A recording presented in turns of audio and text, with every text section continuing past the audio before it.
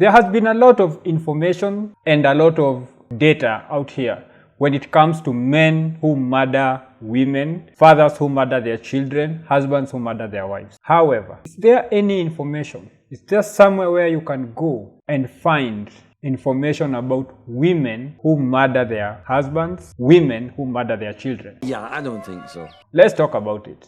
Great. Let's get started. Welcome to the Mwegas show with me, Mwega, and today we are going to talk about murdering mothers. Oh my God!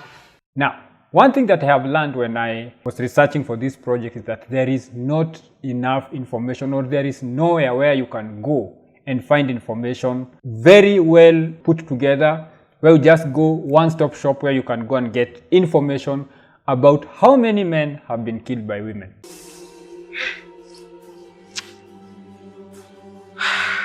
However, if you went to Femicide Census 2020, you will see a list of all the women who were killed by men in the UK in the year 2020, and this is the list. 91 women, which is 61%, were killed by their current or former partners. 58 women, which is 38%, were killed by men who were not or had not been intimate partners, including 12 women, which was 8%, were killed by sons or stepsons. A further 5 women, which is 3%, were killed by son-in-law or ex-son-in-law. And it goes on and on and on and on. Before we continue, subscribe to the channel. If you like this type of content, please like the video, share the video, comment on the video. It has idea. Okay.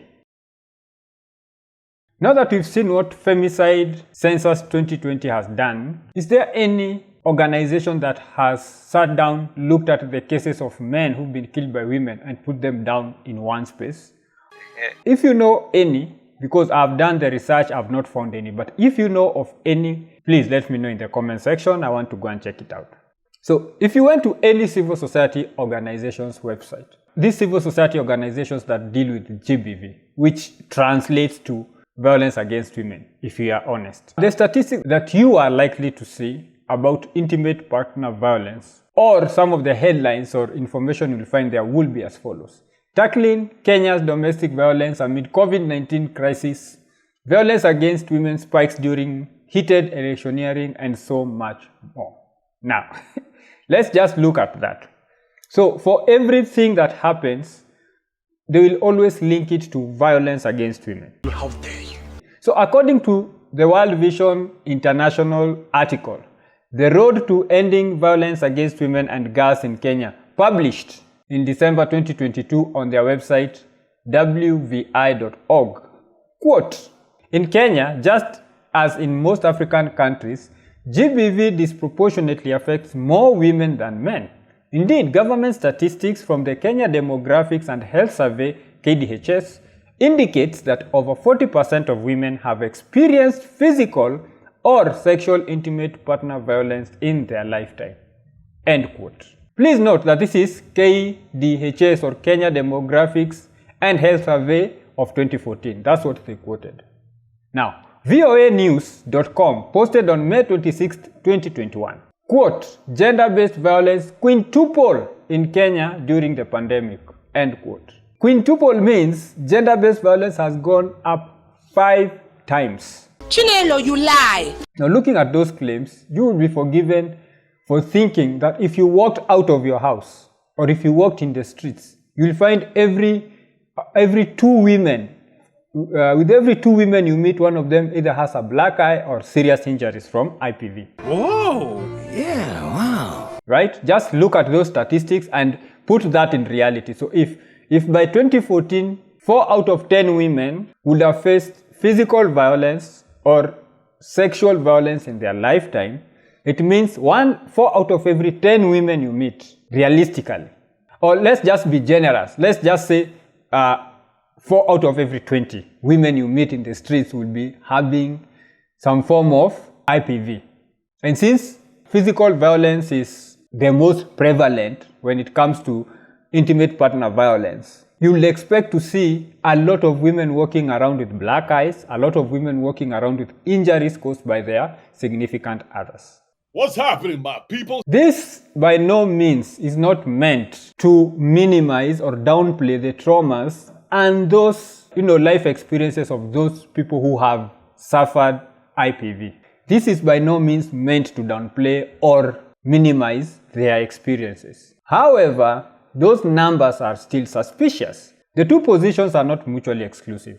I could sympathize and empathize with survivors of intimate partner violence, while at the same time being critical, just looking at the numbers and saying these numbers don't make sense. Women's issues.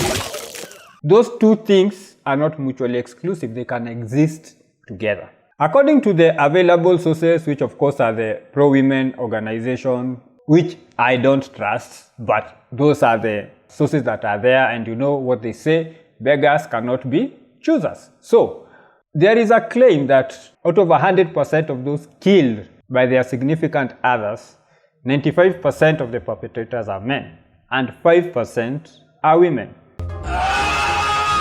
When most of the world was focusing on the men who are the primary perpetrators of intimate partner violence, the women in the background were vamping up their CV. Very soon they are going to rival the men. In fact, in Kenya, there is a stereotype about women from a certain community or a certain part of Kenya. A few years ago, women from Nyeri were openly, even in public and in front of cameras, saying that they beat their men. I was unable to get data about how many men have been killed by women or how many women have killed their husbands and their children. So I went to news sources because of course some of this will be reported, and here are some examples. In 2019, Sarah Wairimu Kamodo became infamous when she was accused of killing her husband, Tob Cohen, whose body was found in a septic tank. Now, in 2022, that case was dropped by the prosecution. In 2019, another woman in Murang'a allegedly killed her husband and burned his body. The Nation newspaper in September 27, 2022 ran a story where a woman in Tharaka Nithi County killed her husband by hitting him on the head with a metal rod several times before hanging herself. All right, I confess. Women have traditionally been fiercely protective of their offspring since time immemorial. But there have even been cases where women have died protecting their young. However, I don't know what is happening in today's society, but the people who used to be mostly protective of children have turned against those children. And right now we are seeing rising cases of mothers killing their own children. You shut your mouth. NBC News in January 2019, 2023, NBC News is in America, reported a story where a woman is accused of killing her 3 children by strangling them and then attempting suicide. This is something I've lifted from Jacob Aliet's Facebook page, titled Killing the Caregiver Nightmares Urban Men Go Through, which he published on June 10th. So you can go check out Jacob Aliet's Facebook page. Okay. A father, Amos Kuria, and his 2 children were murdered gruesomely in Rongai. His body was dumped near his home and his 2 kids were found with their throats slit. A woman in Rongai, near Masai Lodge, killed her 2 children, stabbed her husband, Robert Andere, 3 times and then tried to kill herself. This is really serious. There's an old video which also has emerged of a woman drinking rat poison as her husband watches, recording, and then sat down and watched herself die. A man in Mombasa, tired of whatever he was going through with his wife, drove his car into the Indian Ocean and drowned. Another woman killed her child by stabbing and then proceeded to eat that child's intestines as she sang nursery rhymes. Wait. When such things happen, there is always a brainless idiot somewhere who finds ways of turning that and blaming it and putting it on men. Now, when this woman stabbed her child and proceeded to eat that daughter's intestines as she was singing nursery rhymes, when people were trying to break down that door to come in and rescue that child, watching in horror because they could not break down that door in time, and they watched that woman kill that child and eat that child's intestines. Some brainless idiot in the name of Jacqueline Wanjiku posted in part, "But I am here wondering, Babanjeri, Ni nini ulifanyia Olivia? Now, Jerry is the victim, Olivia is the perpetrator, but Jerry is the husband.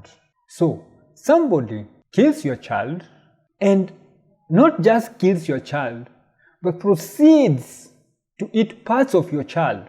And then some brainless idiot somewhere blames you and start asking, what did you do to your wife? Now, let's just assume he did something. Let's ask this question, women. What is it that your husband can do to you that would qualify you killing your child and eating parts of their body? What is this thing that he did that could qualify you not only to kill that child, but also to proceed and eat that child's intestines? Now, this brainless idiot, and many more like her, probably has a husband and also has kids. Or, at minimum, has kids. This is a strange phenomenon where there is an uptick of women killing their own children. And what is most strange about this phenomena is that it is not being treated with the urgency it deserved by the powers that be. The government is just quiet. They have not looked at this and thought, you know what, this is happening too often. Why has the rate of women killing men gone up? Women traditionally have not been killing their children and their husbands and boyfriends at the rate that they are doing now, and nobody cares.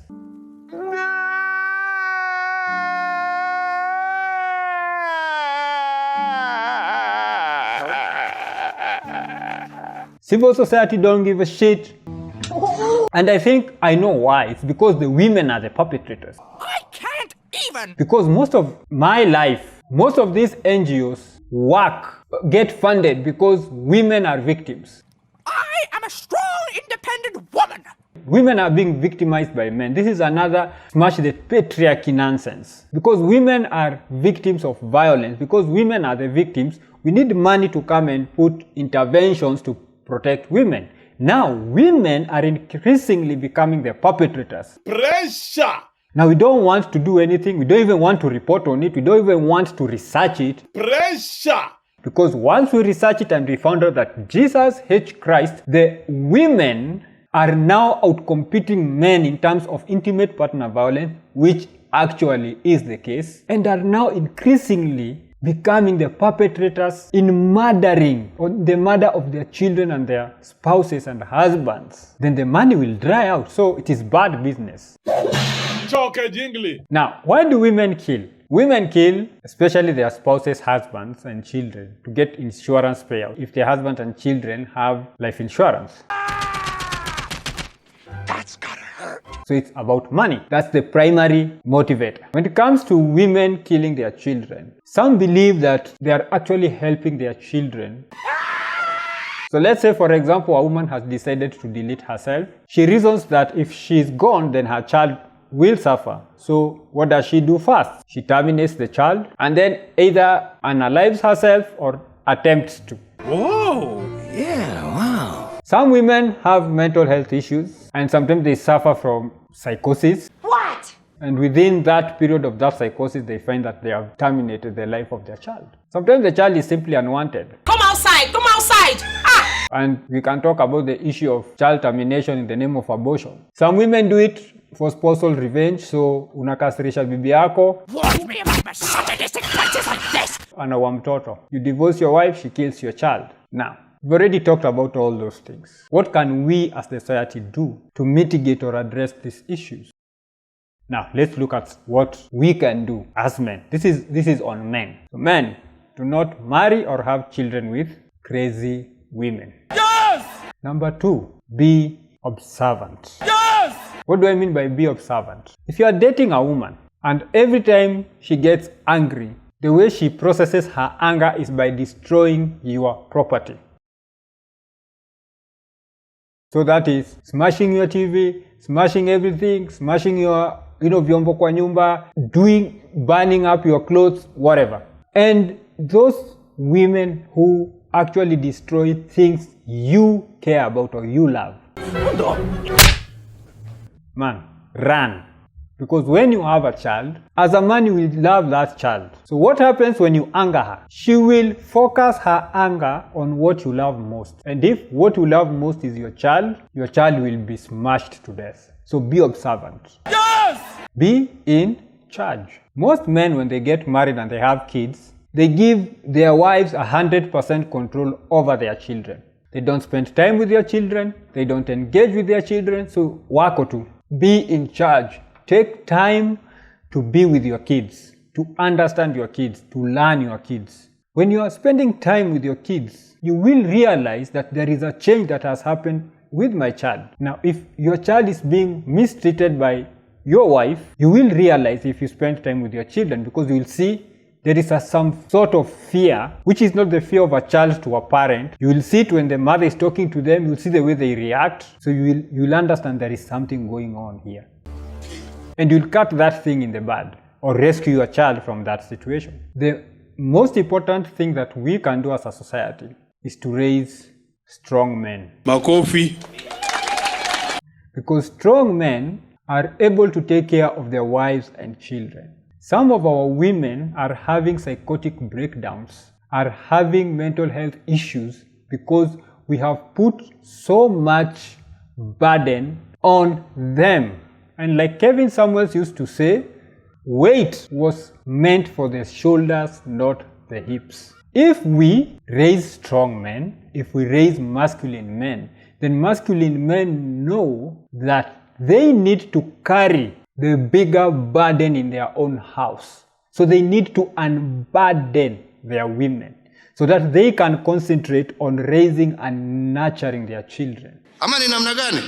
Women are being overloaded because of what they want themselves, because they think that's the only way they can be women, because they don't want to be at home and take care of kids, because they are empowered.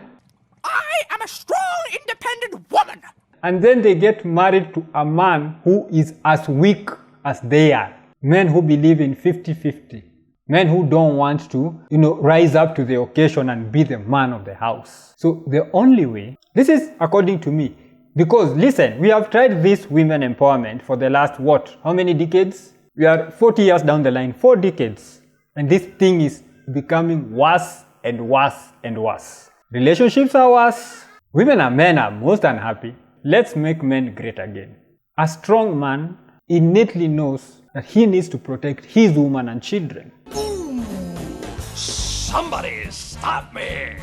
And protection of women and children means that he will not expose his women to exploitation by other people. When I mean other people, I mean people like employers. In conclusion, there is a need for the society to treat the murdering mothers with the urgency and seriousness. If we continue ignoring this issue, the only question I have for the community's gatekeeper is, are you stupid or something? That's all I had for you today. Subscribe to the channel and see you on the next one. Now, True.